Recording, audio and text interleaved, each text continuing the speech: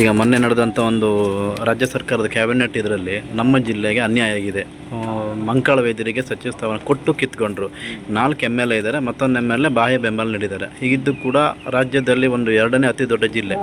ಇದ್ರ ಬಗ್ಗೆ ನಿಮ್ಮ ಅಭಿಪ್ರಾಯ? ನಾನು ಕೂಡ ಗಮನಿಸಿದ್ದೀನಿ, ಕರಾವಳಿಗೆ ಅವರು ನ್ಯಾಯ ಒದಗಿಸಿಲ್ಲ. ನಮಗೆ ಮಹಿಳೆಯರಿಗೆ ಯಾರು ಕೂಡ ಒಂದು ರೀತಿ ಮಿನಿಸ್ಟರ್ ಕೊಟ್ಟಿಲ್ಲ. ಅವರು ಕೂಡ ಅವರು ಬೆಂಗಳೂರಿಗೆ ಓವರ್ ರೆಪ್ರೆಸೆಂಟೇಟಿವ್ ಮಾಡ್ತಾ ಇದ್ದಾರೆ.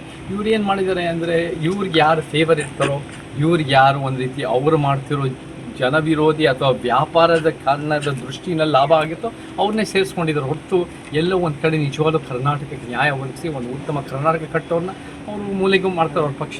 ಅದಕ್ಕೆ ನಾವು ಅವ್ರ ಪಕ್ಷಕ್ಕೋಸ್ಕರ ಏನು ಒಳ್ಳೇದು ಮಾಡಬೇಕು, ಅವ್ರು ಯಾವತ್ತೂ ಒಳ್ಳೇದು ಮಾಡಿಲ್ಲ ಅನ್ನೋ ಕಾರಣಕ್ಕೆ ನಾವು ಪರ್ಯಾಯ ಕಟ್ಟಬೇಕು. ಅವರಿಂದ ನಮಗೇನು ನಿರೀಕ್ಷೆ ಇಲ್ಲ. ನಾವು ಒಂದು ಮುಖ್ಯವಾಗಿ ಉತ್ತರ ಕನ್ನಡ ಆಗಿರ್ಬೋದು, ಕರಾವಳಿಗಾಗಿರ್ಬೋದು, ಅದಕ್ಕೆ ಸಿಗಬೇಕಾಗಿರೋ ಜನ ಜೀವನಕ್ಕೆ ನ್ಯಾಯ ಆಗಿರ್ಬೋದು, ಆ ಸಮಸ್ಯೆನ ಬಗೆಹರಿಸೋದು ನಮ್ಮ ಮೂಲ ಉದ್ದೇಶ ಆಗಿದೆ. ಆ ದಿಕ್ಕಲ್ಲಿ ನಾವು ಮುಂದುವರಿಸ್ತೀವಿ ಅಂತ ಹೇಳಕ್ಕೆ ಇಷ್ಟ.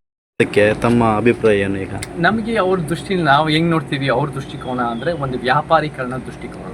ಅವ್ರದ್ದು ಏನಂದರೆ ಬಿಸ್ನೆಸ್ ಮೈಂಡೆಡ್ ಆಗಿ ನೋಡ್ತಾರೆ ಹೊರತು ಜನರ ಬದುಕಿನ ಏಳಿಗೆಗೋಸ್ಕರ ಅವ್ರು ಕೆಲಸ ಮಾಡ್ತಾರೆ ನಾವು ಯಾವತ್ತೂ ನೋಡಿಲ್ಲ. ಸೊ ನಮಗೆ ಒಂದು ಬಹುಶಃ ಒಂದು ಇವೆಂಟ್ ಮ್ಯಾನೇಜರ್ ಕೆಲಸದಲ್ಲೇ ಅವ್ರು ಭಾಳ ಉತ್ತಮವಾಗಿ ಮಾಡ್ತಾರೆ. ಬಟ್ ನಮಗೆ ರಾಜ್ಯನ ಉತ್ತಮ ರೀತಿಯಲ್ಲಿ ಸಂವಿಧಾನ ಎತ್ತಿ ಹಿಡಿಯೋ ರೀತಿಯಲ್ಲಿ ನನಗಿನ್ನೂ ಕನ್ವಿನ್ಸ್ ಆಗಿಲ್ಲ, ಯಾವತ್ತೂ ಕನ್ವಿನ್ಸ್ ಆಗಿಲ್ಲ. ಮುಂದಿನ ದಿನಗಳ ಆಗುತ್ತೋ ಇಲ್ವೋ ನಾನು ಎಕ್ಸ್ಪೆಕ್ಟೇಷನ್ ಇಲ್ಲ. ಬಟ್ ನಮಗೇನು ಬೇಕು ಅಂದರೆ, ಈ ಕಾಂಗ್ರೆಸ್ನಲ್ಲಿ ಯಾರೂ ಇಲ್ಲ, DK ಶಿವಕುಮಾರ್ ಅವರು ಅಷ್ಟೇ ಅಲ್ಲ, ಯಾರಿಂದನೂ ನಮಗೆ ಪರಿವರ್ತನೆ ನಮಗೆ ಕಾಣಿಸ್ತಾ ಇಲ್ಲ. BJPಯಿಂದನೂ ಪರಿವರ್ತನೆ ಕಾಣಿಸ್ತಾ ಇಲ್ಲ, JDS ಇಂದನೂ ಒಂದು ಪರಿವರ್ತನೆ ಕಾಣಿಸ್ತಾ ಇಲ್ಲ. ನಮ್ಮ ಸಮಾಜದ ಸಿದ್ಧಾಂತದಿಂದನೇ ನಮ್ಮ ಪರಿವರ್ತನೆ ಅಂತ ಹೇಳಕ್ಕೆ ಇಷ್ಟಪಡ್ತೀನಿ. ಎಲ್ಲ ಜನರು, ಎಲ್ಲ ಒಂದು ಈ ಉತ್ತರ ಕನ್ನಡ ಮತ್ತು ಹೊನ್ನಾವರ ಮತ್ತು ಎಲ್ಲ ಒಂದು ಕರಾವಳಿ ಜನರೇ ನೀವೆಲ್ಲ ನಮ್ಮ ಜೊತೆ ಗಟ್ಟಿಯಾಗಿ ನಿಂತ್ಕೊಳ್ಳಿ ಅಂತ ಹೇಳಕ್ಕೆ ಇಷ್ಟ.